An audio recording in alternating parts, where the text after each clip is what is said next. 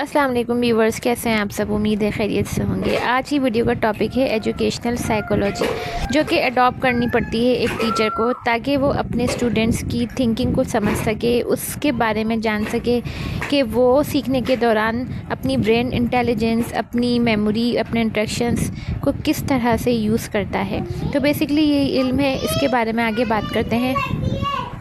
یہاں پر یہ بتانا ضروری ہے کہ ٹیچر جو ہوتا ہے وہ صرف ایک کتاب نہیں پڑھا رہا ہوتا، بلکہ وہ اپنے اسٹوڈنٹ کے بیہیویئر کو، اس کے انٹرسٹ کو، اس کی سوچ کو بھی بنا رہا ہوتا ہے۔ تو یہاں پر ایجوکیشنل سائیکولوجی ایک لیڈر کا کام کرتی ہے۔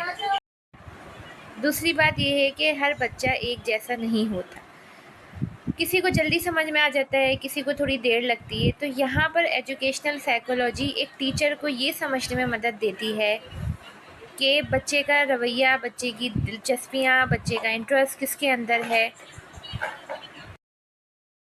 اور جب وہ اس کو سمجھنے میں اپنا وقت لگاتا ہے، محنت لگاتا ہے، تو یہاں پر اس کو ایجوکیشنل سائیکولوجی کی وجہ سے سمجھ میں آ جاتا ہے کہ ایک طریقہ ہر بچے پر لاگو نہیں کیا جا سکتا، اپلائی نہیں کیا جا سکتا اس کو پڑھانے کے لیے۔ ہر بچے کا سیکھنے کا اپنا ایک الگ انداز ہے۔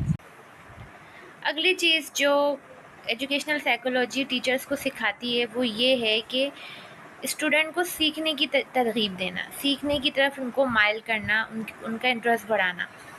اس کے لیے ٹیچر کو جاننا ضروری ہے کہ اگر بچہ دل پڑھائی میں نہیں لگا رہا تو اس کو کس طرح سے سمجھانا ہے، کس طرح سے پڑھائی کی طرف اس کو لے کے آنا ہے، اس کو انٹرسٹنگ ایگزامپلز دیے جائیں، اس کو جو ہے اس کی تعریف کی جائے، اس کی موٹیویشن کی جائے، اور اس کو دوسروں کے سامنے جو ہے بالکل بھی اس کی کمزوریوں کو شو نہ کرے ٹیچر۔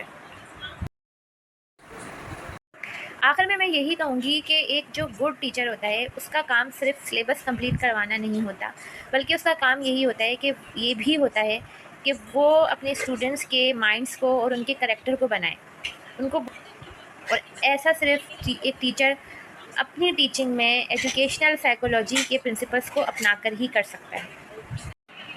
تو فرینڈس، اگر آپ ٹیچر بننا چاہتے ہیں یا آپ ڈریم رکھتے ہیں کہ آپ نے ٹیچر بننا ہے تو ایجوکیشنل سائیکولوجی ہی آپ کا سب سے قیمتی ہتھیار ہے۔